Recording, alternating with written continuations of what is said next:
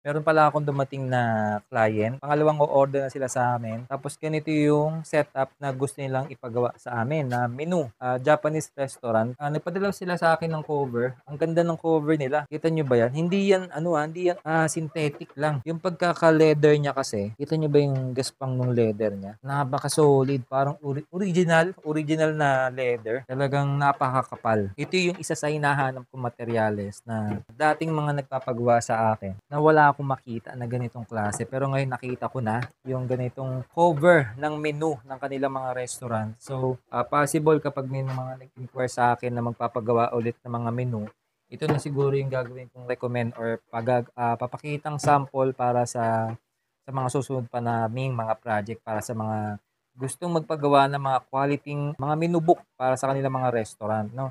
High class na restaurant 'to. Hindi talaga puwedeng cheap lang yung gagamitin naming materialis dito, hindi basta-bastang, gawa ang gagawin namin dito, dapat talaga napaka-quality. So, pangalawang order nila, naganda panigurado nagandahan sila dun sa quality na ginawa namin nung una kasi pagawa sila ulit.